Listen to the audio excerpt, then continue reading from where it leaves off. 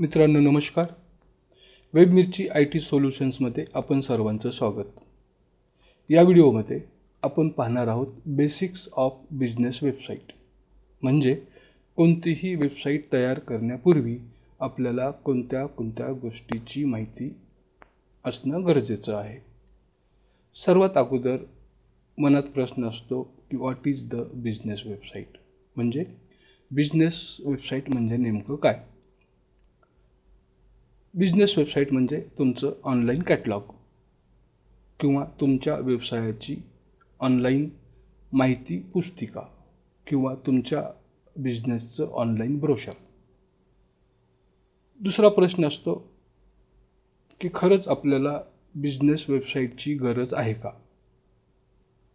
अर्थात आपण व्यवसाय करतोय तर आपल्याला बिझनेसच्या वेबसाईटची गरज आहेच. ज्याप्रमाणे व्यवसाय करायचं म्हटलं की मोबाईल नंबर महत्त्वाचा आहे, त्याचप्रमाणे तितकंच महत्त्वाचं आहे तुमच्या बिझनेसची वेबसाईट. बिझनेसची वेबसाईट बनवायचं म्हटलं की सर्वात अगोदर आपल्याला जे महत्त्वाचं आणि माहिती असणं गरजेचं आहे ते म्हणजे डोमेन नेम. डोमेन नेम म्हणजे काय. डोमेन नेम म्हणजे दुसरं तिसरं काही नसून तुमच्या वेबसाईटचं नाव. म्हणजे www.yourwebsite.com हे जे नाव आहे तेच म्हणजे डोमेन.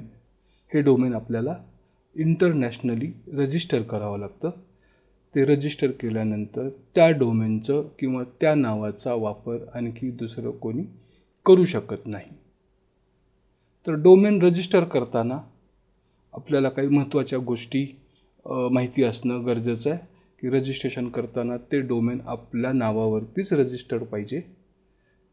आणि रजिस्ट्रेशन करताना जी इन्फॉर्मेशन लागते बेसिक ती म्हणजे तुमचं नाव, तुमच्या कंपनीचं नाव, नेचर ऑफ बिझनेस, तुमचा स्वतःचा पर्सनल ईमेल ID उदाहरणार्थ जीमेल किंवा याहूचा, तुमचा मोबाईल नंबर, तुमचा पूर्ण पत्ता विथ पिनकोड आणि गरज पडल्यास आधार कार्ड किंवा तुमच्या कंपनीचं रजिस्ट्रेशन सर्टिफिकेट.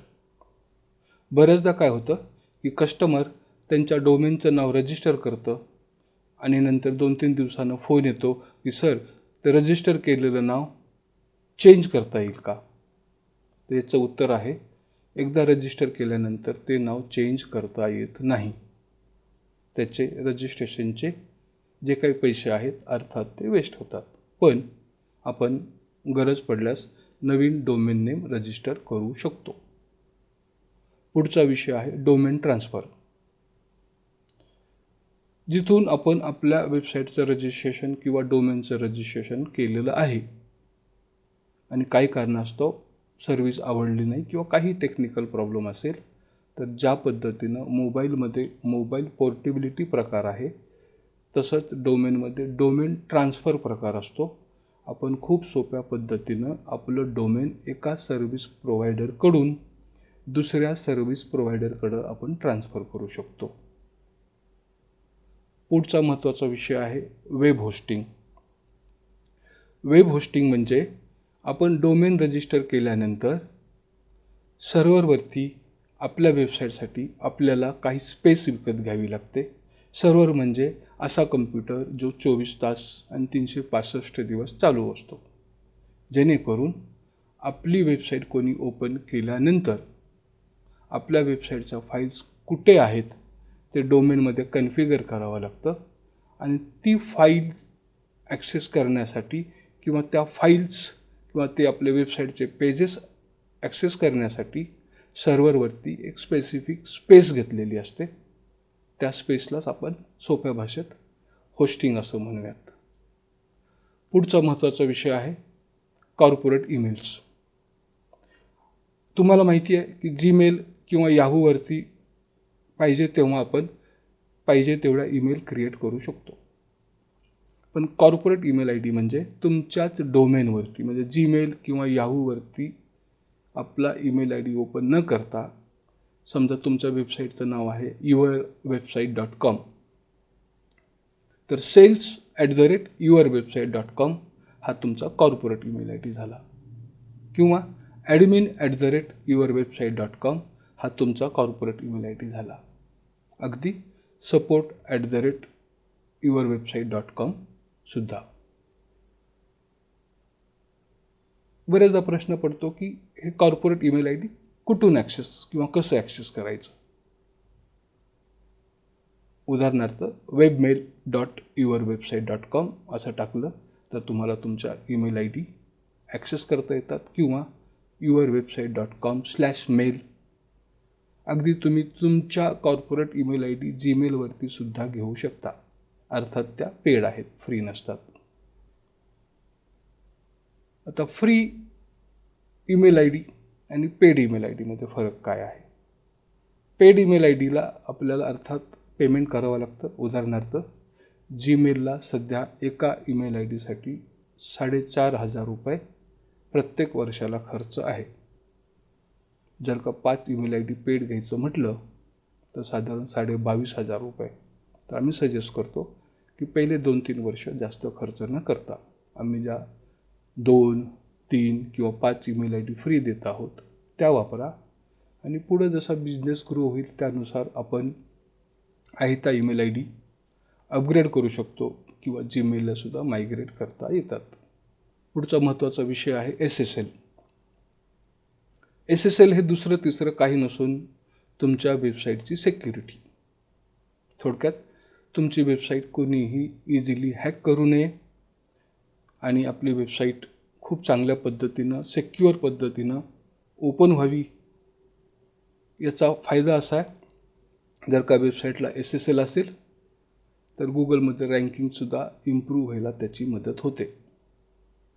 थोडक्यात सोप्या पद्धतीत सांगायचं म्हटलं, नॉर्मली वेबसाईट HTTP अशी असते आणि SSLमुळं ती वेबसाईट HTTPS अशी होते, म्हणजे सिक्युअर होते. आता आपण पाहूयात वेबसाईटचे वेगवेगळे प्रकार. सगळ्यात अगोदर पाहूयात डायनॅमिक वेबसाईट. डायनॅमिक वेबसाईट म्हणजे कस्टमरला किंवा युजरला कुठलंही कोडिंगचं नॉलेज असण्याची गरज नाही. उदाहरणार्थ तुम्ही एखाद्या मॅट्रिमोनियल वेबसाईटवरती जाता आणि जेव्हा रजिस्ट्रेशन फॉर्म भरतो आणि तो फॉर्म सबमिट होतो तर तो फॉर्म सेव्ह होतो डेटाबेसमध्ये. तर ती इन्फॉर्मेशन ॲड करण्यासाठी किंवा अपडेट करण्यासाठी आपल्याला कोणत्याही कोडिंगची गरज नाही. म्हणून डायनॅमिक वेबसाईट. पुढचा विषय आहे CMS आणि डायनॅमिक. हे सेम आहे का? तर हो, हे जवळजवळ सेम आहे. CMS म्हणजे खास करून ज्या वर्डप्रेस वेबसाईट आहेत त्याच्यात CMSची कन्सेप्ट वापरली जाते, कंटेंट मॅनेजमेंट सिस्टम, की तुमच्या वेबसाईटचा कंटेंट तुम्ही स्वतः खूप सोप्या पद्धतीने अपडेट करू शकता. तुम्हाला त्याच्यात कोडिंगचं वगैरे नॉलेज असण्याची गरज नाही. पुढचा आणि पारंपरिक जो वेबसाईटचा प्रकार आहे तो आहे स्टॅटिक वेबसाईट. स्टॅटिक वेबसाईट म्हणजे याच्यात ज्यांना कोडिंगचं नॉलेज नाही ते वेबसाईट अपडेट करू शकत नाही किंवा वेबसाईटमध्ये कोणताही कंटेंट ॲड करू शकत नाहीत. नेक्स्ट आहे रिस्पॉन्सिव्ह वेबसाईट. रिस्पॉन्सिव्ह वेबसाईट म्हणजे प्रत्येक डिव्हाइसच्या स्क्रीनच्या साईजनुसार, मग तो कम्प्युटर असेल, लॅपटॉप असेल, टॅबलेट असेल, मोबाईल असेल किंवा अगदी तुमची स्मार्ट TV असेल, स्क्रीनच्या साईजनुसार कंटेंट ॲडजस्ट होणं, म्हणजेच कम्प्युटरला कम्प्युटरप्रमाणे वेबसाईट दिसणं आणि मोबाईलला मोबाईलप्रमाणे किंवा मोबाईल ॲपप्रमाणे वेबसाईट दिसणं, याला रिस्पॉन्सिव्ह वेबसाईट असं म्हणतात. नेक्स्ट आहे कस्टमाइज वेबसाईट. कस्टमाइज वेबसाईट म्हणजे आपल्या गरजेनुसार पाहिजे तसा लेआउट, पाहिजे तसं कलर कॉम्बिनेशन, पाहिजे तसा फ्लो, पाहिजे तसं नेव्हिगेशन आपण कस्टमाइज वेबसाईटमध्ये बनवून घेऊ शकतो. पुढचा आणि महत्त्वाचा पार्ट आहे व्हॉट्सअप इंटिग्रेशन. एकेकाळी वेबसाईट म्हटलं की इन्क्वायरी जनरेशनसाठी फॉर्म वापरला जायचा, आजही वापरतात. पण त्या फॉर्मची जागा आता व्हॉट्सअपनं घेतली आहे. जर का आपल्या वेबसाईटवरती व्हॉट्सअप इंटिग्रेशन असेल तर खूप क्विकली कस्टमर आपल्याला संपर्क करतो आणि आपण आहोत तिथून त्यांना रिप्लाय अर्थात करू शकतो. व्हॉट्सअप इंटिग्रेशनच्या जोडीला असतं क्लिक टू कॉल. जसं डाव्या बाजूला व्हॉट्सअपचं बटन असेल तर उजव्या बाजूला क्लिक टू कॉलचं बटन आपण ठेवू शकतो, जेणेकरून लोकांना खूप सोप्या पद्धतीनं आपल्याला कॉल करण्यासाठी मदत होते. त्यांना कुठंही आपला नंबर लिहून घ्यायची गरज नाही किंवा सेव्ह करायची गरज नाही. डायरेक्ट त्या क्लिक टू कॉलच्या बटनला क्लिक केलं की आपल्याला कस्टमरचा कॉल कनेक्ट होतो. त्याच्याच बरोबरीला आहे लाईव्ह वेब चॅट. तुमची कंपनी जर का खूप मोठी असेल आणि एकाच वेळेस 50, 100, 200 लोकांशी तुमचं कम्युनिकेशन सुरू असेल तर अर्थात त्याचा उपयोग आपण करू शकतो, जेणेकरून एकाच वेळेस तुम्ही तुमच्या सेल्सबद्दल, सपोर्टबद्दल किंवा इतर सगळी माहिती लाईव्ह चॅटच्या मार्फत आपण कस्टमरपर्यंत पोचवू शकतो किंवा कस्टमरच्या प्रश्नांना उत्तर देऊ शकतो. पुढचा विषय आहे गुगल ॲनालिटिक्स.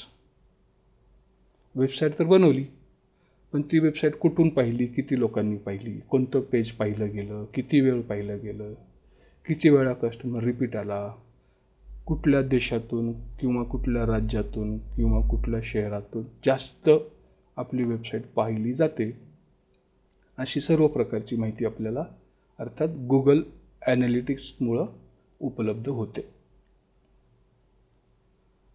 वेबसाईट म्हटलं की मेटा कीवर्ड्स, मेटा टायटल आणि मेटा डिस्क्रिप्शन ही सुद्धा कन्सेप्ट माहिती असणं थोडंसं गरजेचं आहे. जेव्हा वेबसाईट ओपन होते तेव्हा वेबसाईटच्या वरती टायटलमध्ये आपल्या कंपनीचं नाव असतं, त्याला मेटा टायटल म्हणतात. आणि आपली वेबसाईट कोणत्या कोणत्या कीवर्डनं सर्च झाली पाहिजे, सर्च कीवर्ड्स आपल्याला इंटिग्रेट करता येतात, त्याला मेटा कीवर्ड्स किंवा सर्च कीवर्ड्स असं म्हटलं जातं. आणि मेटा डिस्क्रिप्शन म्हणजे त्या पेजचं शॉर्ट इन्फॉर्मेशन किंवा शॉर्ट समरी. उदाहरणार्थ, जेव्हा आपण वेबसाईट गुगलमध्ये सर्च करतो तिथं वेबसाईटची लिंक, वेबसाईटचं टायटल आणि आपल्या त्या पेजबद्दलचं शॉर्ट डिस्क्रिप्शन आपण जे पाहतो ते शॉर्ट डिस्क्रिप्शन दुसरं तिसरं काही नसून ते मेटा डिस्क्रिप्शन असतं. अर्थात कीवर्ड्स आणि डिस्क्रिप्शन हे कोडिंग थ्रू कन्फिगर केलेलं असतं त्या वेबसाईटच्या पेजमध्ये. पुढचं महत्त्वाचं आहे Google SEO, search engine optimisation. आपली वेबसाईट इतरांपेक्षा गुगलमध्ये अप्पर रँकिंगला येण्यासाठी गुगल SEOचा वापर करतात. पण अर्थात याच्यात काही फॅक्टसुद्धा माहिती असणं गरजेचं आहे. उदाहरणार्थ, आपल्या शहरात समजा पुण्यामध्ये 20,000 टूर्स आणि ट्रॅव्हल्सवाले आहेत. तर प्रश्न पडतो, या सगळ्यांना टॉप 10मध्ये किंवा टॉप 20मध्ये बसवणं शक्य आहे का? तर उत्तर आहे नाही.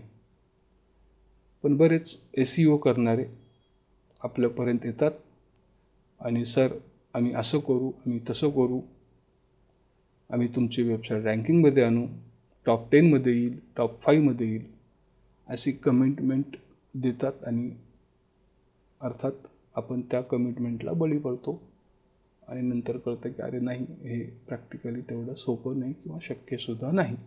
कारण SEOची रँकिंग भरपूर वेगवेगळ्या फॅक्टरवरती डिपेंड असते. पुढचा आणि महत्त्वाचा विषय सोशल पेजेस. आजकाल सोशल मीडिया किंवा सोशल पेजेसला बऱ्यापैकी महत्त्व आहे. कोणताही बिझनेस असेल तर फेसबुक, ट्विटर, अर्थात आत्ताचं X, इंस्टाग्राम आणि यूट्यूब याच्यावरती आपल्या बिझनेसची माहिती उपलब्ध असणं गरजेचं आहे.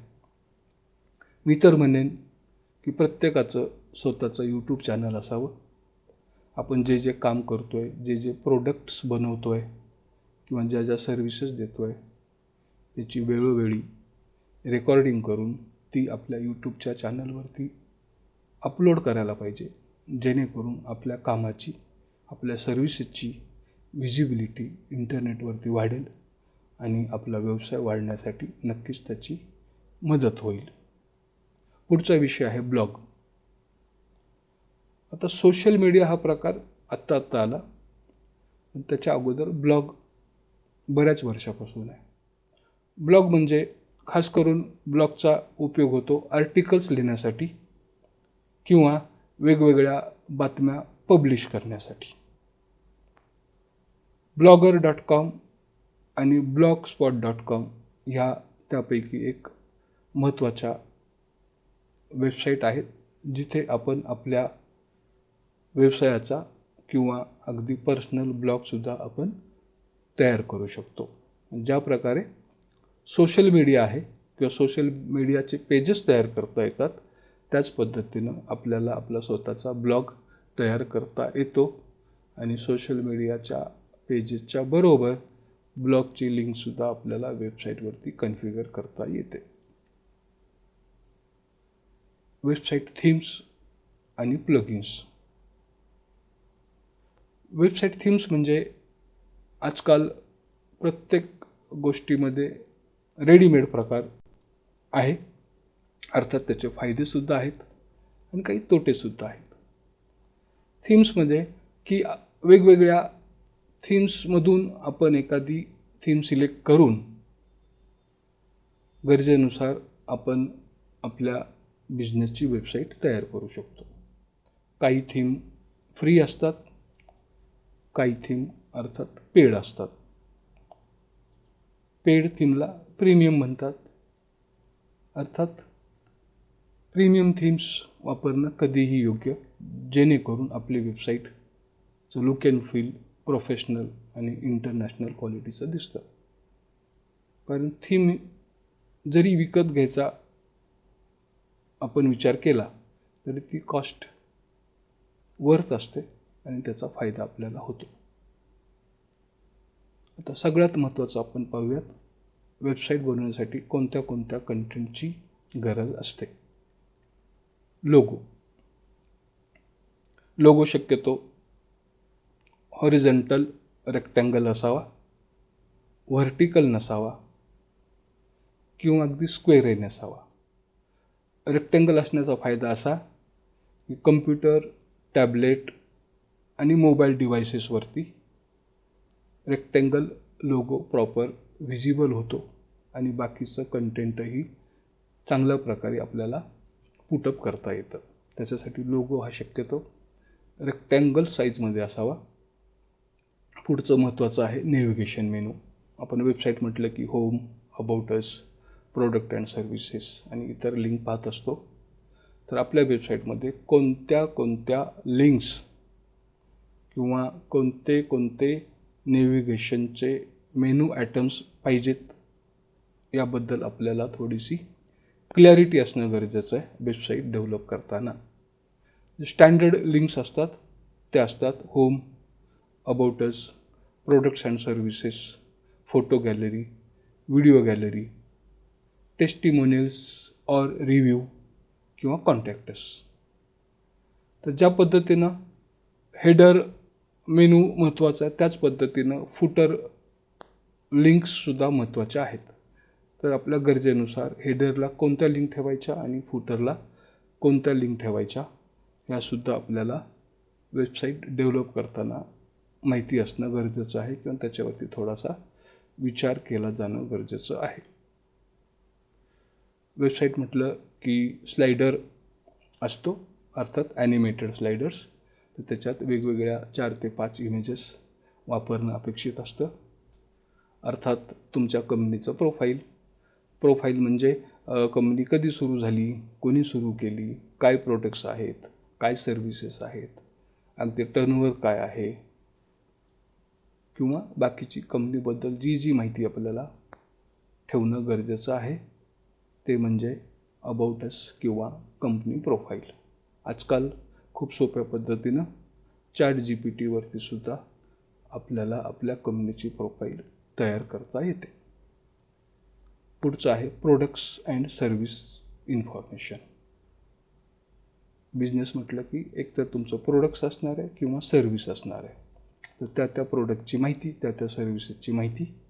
प्रोडक्ट्स असतील तर फोटोज आणि डिस्क्रिप्शन. आणि अर्थात सर्व्हिसेसमध्ये सुद्धा फोटोजचा वापर केला जातो. त्या सर्व्हिसचं फोटो आणि त्या सर्व्हिसची डिटेल इन्फॉर्मेशन आपल्याला वेबसाईटवरती ठेवता येते. Photo gallery. फोटो गॅलरीमध्ये खास करून तुमचे कॉर्पोरेट फोटोज असतील किंवा काय अचिव्हमेंट्स असतील त्याबद्दलचे फोटोज आपल्याला ठेवता येतात. पुढचं आहे यूट्यूब व्हिडिओ गॅलरी किंवा व्हिडिओ गॅलरी. लक्षात ठेवणं गरजेचं आहे की व्हिडिओ कधीही डायरेक्ट वेबसाईटवरती अपलोड करायचा नसतो. त्यापेक्षा व्हिडिओ आपल्या अकाउंटवरून यूट्यूबवरती अपलोड करा आणि त्याच्या लिंक्स आपल्याला खूप सोप्या पद्धतीनं आपल्या वेबसाईटमध्ये एम्बेड करता येतात, जेणेकरून वेबसाईटचा स्पीड डिस्टर्ब होणार नाही. आणि यूट्यूबचं स्ट्रीमिंग प्लॅटफॉर्म स्ट्रॉंग असल्यामुळं आपल्याला व्हिडिओ पाहतानाही खूप वेळ थांबायची किंवा स्लो व्हिडिओ रेंडर होतोय असे प्रॉब्लेम येणार नाहीत. पुढचं आणि महत्त्वाचं टेस्टिमोनियल्स. आपल्या कस्टमरनं आपल्याबद्दल काय लिहिलं आहे किंवा आपल्याबद्दल आपला कस्टमर काय म्हणतो त्याला टेस्टिमोनियल म्हणतात किंवा दुसऱ्या भाषेत आपण त्याला रिव्ह्यू म्हणतो. तर अगदी 5, 10, 15 शक्यतो 10 कस्टमरचे रिव्ह्यूज किंवा टेस्टिमोनियल्स आपल्या वेबसाईटवरती ठेवायला हरकत नाही, जेणेकरून नवीन कस्टमरला आपल्या बिझनेसबद्दल किंवा प्रोडक्ट्सबद्दल लोकांचं काय म्हणणं आहे ते जाणून घ्यायला त्याची मदत होते. सोशल मीडिया आणि ब्लॉग लिंक्स. अर्थात वेबसाईट तयार करताना होम, अबाउट अस आणि बाकीच्या पेजेसबरोबर आपल्या सोशल मीडियाच्या लिंक्स किंवा सोशल पेजेसची लिंक आणि ब्लॉगची लिंकसुद्धा इंटिग्रेट करणं तेवढंच महत्त्वाचं असतं. आपण ती इझिली आपल्या वेबसाईटवरती इंटिग्रेट करू शकतो. मगाशी म्हटल्याप्रमाणे कस्टमाइज इन्क्वायरी फॉर्म. वेबसाईट म्हटलं की फॉर्मचा तेवढा उपयोग होत नाही, पण पारंपरिक आहे आणि अगदी डिटेल इन्फॉर्मेशन सबमिट होण्यासाठी किंवा एखादा पर्टिक्युलर फॉर्मॅटमध्ये माहिती गोळा करायची असेल तर फॉर्मचा उपयोग होतो. त्यासाठी आपण कस्टमाइज इन्क्वायरी फॉर्मचा वापर करू शकतो. आणि सर्वात महत्त्वाचं आपले कॉन्टॅक्ट डिटेल्स. मग तुमचा पत्ता असेल, कॉन्टॅक्ट नंबर असतील किंवा लोकेशन मॅप.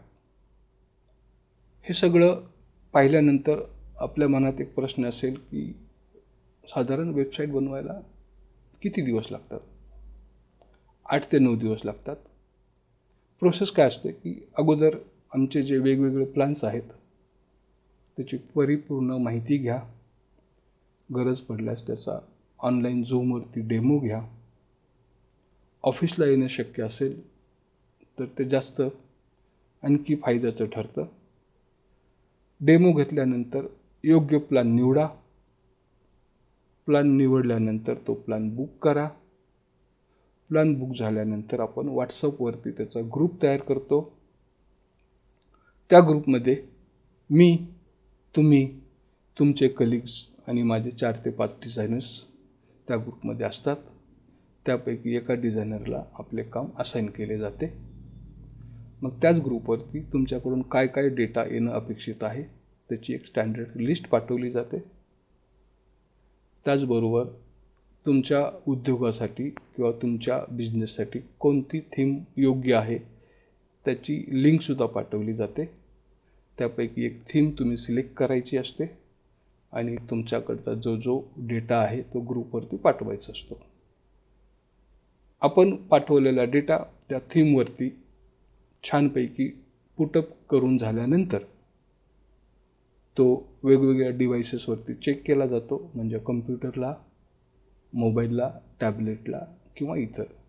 त्यानंतर तुम्हाला त्याची प्रिव्ह्यू लिंक पाठवली जाते ग्रुपवरती. मग ती प्रिव्ह्यू लिंक डेस्कटॉपवरती, लॅपटॉपवरती आणि मोबाईलवरती तुम्ही चेक करणं गरजेचं आहे. अगदी अँड्रॉईडला कशी दिसते, आयफोनला कशी दिसते किंवा आणखी काही डिव्हायसेस असतील, आणि त्यामध्ये तुम्हाला जे जे करेक्शन सजेस्ट करायचे असतील ते ग्रुपवरती चर्चा करून पुन्हा एकदा फायनल लिंक पाठवली जाते. आणि ते सगळं चेक करून झाल्यानंतर आणि आपले समाधान झाल्यानंतरच वेबसाईट लाईव्ह केली जाते. ह्या सगळ्या गोष्टींना अर्थात 8 ते 9 दिवस लागतात. नॉर्मल बिझनेस वेबसाईटला 8 ते 9 दिवस लागतात आणि शॉपिंगची वेबसाईट वगैरे असेल तर त्याला 15 ते 20 दिवस लागतात. बऱ्याचदा लोकांचा प्रश्न असतो की प्रत्येक वर्षी वेबसाईट रिन्यू करणं गरजेचं असतं का? अर्थात हो. जगभरात कुठूनही वेबसाईट रजिस्टर केली तर ती प्रत्येक वर्षाला आपल्याला रिन्यू करावी लागतेच. मग कोणत्या कोणत्या गोष्टी रिन्यू कराव्या लागतात? सर्वात अगोदर डोमेन, होस्टिंग, आणि जर का ईमेल्स पेड असतील तर ईमेल्स.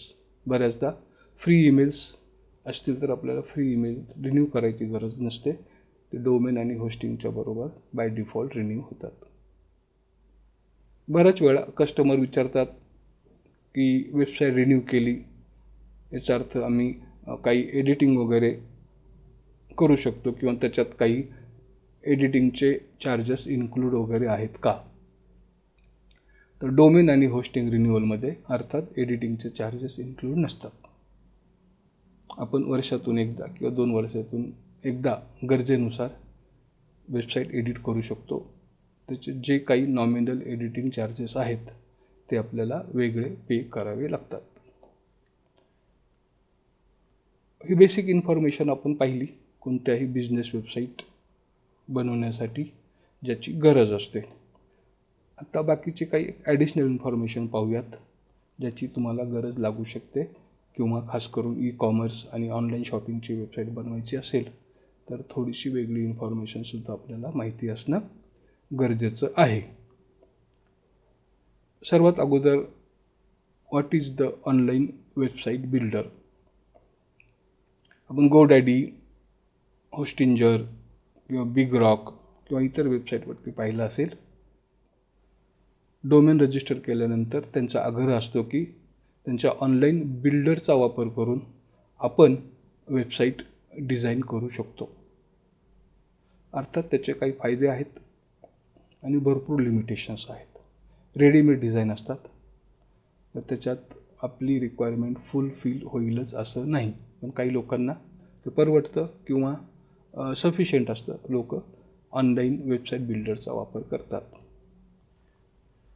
पुढचं आहे वेबमिर्ची वेबसाईट बिल्डर. जसं वर्डप्रेस आहे, वर्डप्रेसचे काही तोटे लक्षात घेऊन आपण स्वतःचं एक वेबसाईट बिल्डर किंवा वेबसाईट फ्रेमवर्क तयार केलं आहे. तर कोणतंही थर्ड पार्टी प्लगइन न वापरता किंवा कोणतेही थर्ड पार्टी थीम न वापरता खूप सोप्या पद्धतीनं आणि खूप कमीत कमी वेळात आपण बिझनेस वेबसाईट बनवू शकतो वेबमिर्चीचं वेबसाईट बिल्डर वापरून. पेमेंट गेटवे काय असतं? आजकाल QR कोडमुळं किंवा UPIमुळं पेमेंट ॲक्सेप्ट करणं खूप सोपं झालं आहे.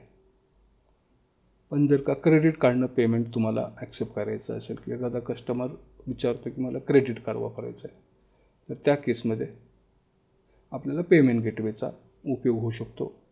किंवा आपण जे काय पेमेंट घेतो त्याचं कुठेतरी एक रेकॉर्ड मेंटेन ठेवायचं असेल ऑनलाईन आपोआप, तर पेमेंट गेटवेचा आपण वापर करू शकतो.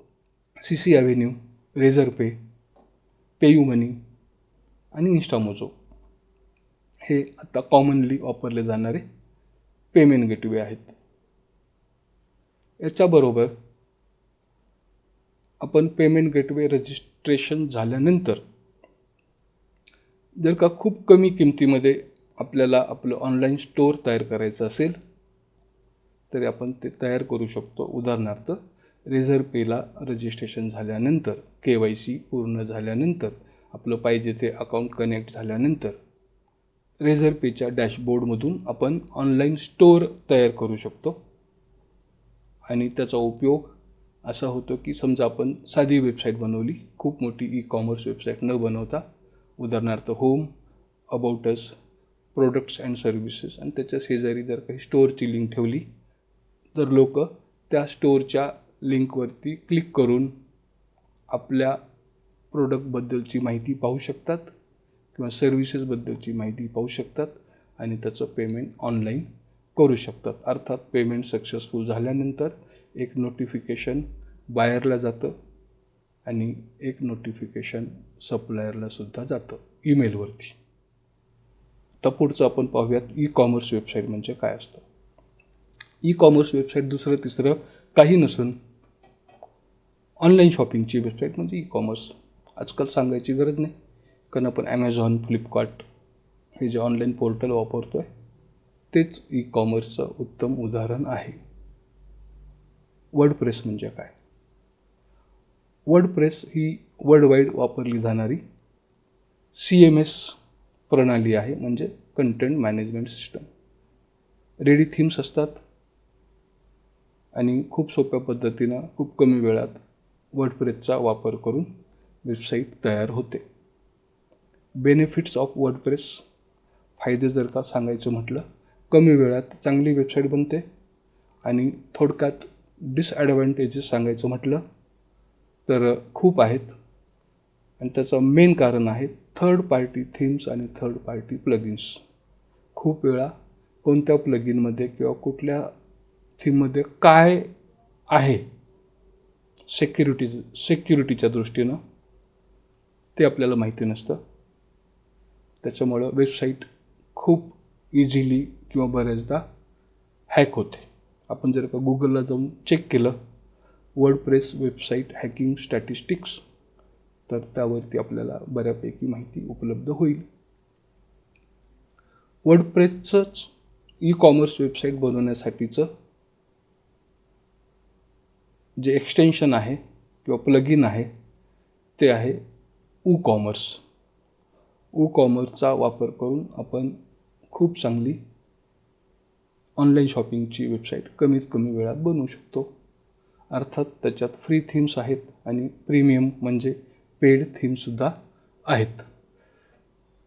आता आपण हे सगळं माहिती करून घेत असताना मोबाईल ॲप काय असतं हे पण आपल्याला माहिती असणं गरजेचं आहे. मोबाईल ॲप म्हणजे असे ॲप्लिकेशन्स जे खास करून स्मार्टफोन आणि टॅबलेटवरती वापरले जातात. जे ॲप मोबाईलवरती वापरले जातात त्यांना मोबाईल ॲप म्हणतात. आजकाल वेब ॲपसुद्धा आहेत, ते कम्प्युटर आणि लॅपटॉपवरती सुद्धा वापरले जातात. जे पारंपरिक मोबाईल ॲप आहेत जे अँड्रॉईड किंवा आयफोनसाठी डिझाईन केलेले असतात त्यांना नेटिव्ह ॲप किंवा नेटिव्ह ॲप्स म्हणतात. आणि आजकाल PWA म्हणजे प्रोग्रेसिव्ह वेब ॲप ही टेक्नॉलॉजी थोडीशी ॲडव्हान्स झाल्यामुळं नेटिव्ह ॲपच्या डेव्हलपमेंटवरती परिणाम झालेला आहे अशी वस्तुस्थिती आहे. लोक नेटिव्ह ॲपऐवजी PWA ॲप बनवतात. याचा अर्थ असा असतो की एखादी कस्टमाइज वेबसाईट आपण बनवली किंवा कोणतीही वेबसाईट बनवली, त्या वेबसाईट बनवायला 2 महिने लागले आणि त्यानंतर त्याचं ॲपसुद्धा बनवायचं आहे. तर आहे तसं वेबसाईटचं स्ट्रक्चर किंवा फ्लो वापरून काही मिनिटामध्ये आपल्याला अँड्रॉईड किंवा आयफोनचं ॲप तयार करता येतं. थोडक्यात मोबाईल ॲपची डेव्हलपमेंटची कॉस्ट या नवीन टेक्नॉलॉजीजमुळं वाचली जाते आणि वेळही वाचतो. पुढचं महत्त्वाचं आहे डिजिटल मार्केटिंग. डिजिटल मार्केटिंग म्हणजे इंटरनेटचा वापर करून आपल्या व्यवसायाचं, प्रोडक्टचं किंवा सर्व्हिसेसचं प्रमोशन करणे किंवा ॲडव्हर्टायझिंग करणे. मग ते सोशल मीडिया असेल किंवा अगदी बल्क SMS असेल, बल्क ईमेल असेल, बल्क व्हॉट्सअप असेल, बिझनेस ब्रॉडकास्टिंग असेल, वेगवेगळं हे सगळं डिजिटल मार्केटिंगमध्ये येतं. आजकाल फेसबुक आणि इन्स्टावरती खूप कमी बजेटमध्ये आपण आपल्या व्यवसायाची जाहिरात करू शकतो. पण ते करत असताना काही महत्त्वाच्या गोष्टी लक्षात ठेवणं गरजेचं आहे की बॅनर डिझाईन करताना तो अपीलिंग असावा, तो ॲट्रॅक्टिव्ह असावा. ते पाहिल्यानंतर त्या बॅनरवरती क्लिक करून लोकांनी आपल्याला संपर्क करावा. कारण नुसता बॅनर लावला किंवा नुसतं साधं तुम्ही एखादं पोस्टर बनवलं आणि त्याचं जर का डिजिटल मार्केटिंग केलं तर त्याचा पाहिजे तसा उपयोग होत नाही. थोडक्यात काहीतरी उदाहरणार्थ 50% डिस्काउंट, स्पेशल ऑफर, तुम्हाला नेमकं काय सांगायचं आहे आणि इतरांपेक्षा तुमचं प्रोडक्ट्स किंवा तुम्ही देणारं जी काही सर्व्हिस आहे वेगळी कशी आहे हे तुम्हाला त्या छोट्याशा बॅनरमधून लोकांपर्यंत पोहोचवणं गरजेचं आहे. आता आपण पाहूयात की सोशल किंवा डिजिटल मार्केटिंगचे ऑप्शन्स काय आहेत. अर्थात गुगल ॲड्स, फेसबुक ॲड्स आणि इंस्टाग्राम ॲड्स.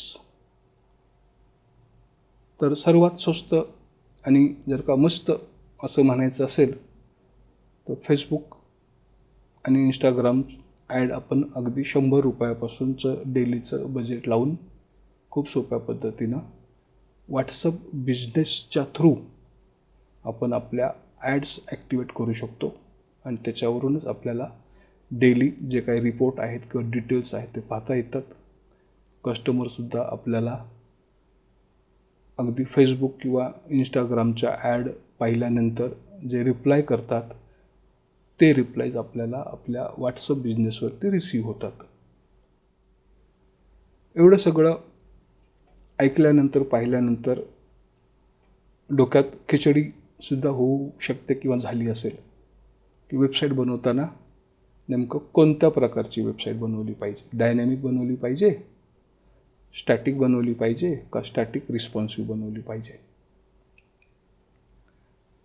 डायनॅमिक वेबसाईटचा फायदा असा की त्याचं कंटेंट आपल्याला पाहिजे तेव्हा चेंज करता येतं. डायनॅमिक म्हणजे CMS किंवा डायनॅमिक वेबसाईटचं कंटेंट कुठलंही कोडिंग माहीत नसताना आपण त्याचं कंटेंट चेंज करू शकतो. आणि स्टॅटिक रिस्पॉन्सिव्ह किंवा स्टॅटिक वेबसाईटचं कंटेंट आपल्याला चेंज करण्यासाठी कोडिंगचं नॉलेज असणं गरजेचं आहे. डायनॅमिक वेबसाईटचे तोटे असे की त्याच्यात बऱ्याचदा प्री डिफाईन्ड डिझाईन्स असतात, त्यापैकीच आपल्याला एक सिलेक्ट करावी लागते. आणि स्टॅटिक रिस्पॉन्सिव्ह कस्टमाइजमध्ये आपल्याला पाहिजे तसं डिझाईन सिलेक्ट करता येतं, पाहिजे तसं लुक अँड फील डिझाईन करता येतो आणि वेबसाईट आपली अट्रॅक्टिव्ह बनवता येऊ शकते. थोडक्यात काही फायदे आहेत, काही तोटे आहेत. दोन्हींचेही म्हणजे स्टॅटिक वेबसाईटचेही काही फायदे आहेत तर काही लिमिटेशन्स आहेत. सेम डायनॅमिक वेबसाईटचे सुद्धा काही फायदे आहेत, काही लिमिटेशन्स आहेत. जास्तीत जास्त माहिती देण्याचा मी अर्थात प्रयत्न केला आहे, परंतु प्लॅन फायनल करायच्या अगोदर किंवा प्लॅन बुक करायच्या अगोदर मी विनंती करेल की गरज पडल्यास ऑनलाईन झूमवरती आपण डेमो अरेंज करू शकतो. तुमच्या प्रत्येक प्रश्नाचं उत्तर आपण लाईव्ह सेशनमध्ये देऊ शकतो. तर जर का ऑनलाईन डेमो हवा असेल तर खाली दिलेल्या नंबरला नक्की संपर्क करा आणि आपण छानपैकी सगळी चर्चा केल्यानंतर तुम्हाला कुठला प्लॅन योग्य आहे ते आपण फायनल करूयात आणि मला वाटतं ते योग्य राहील.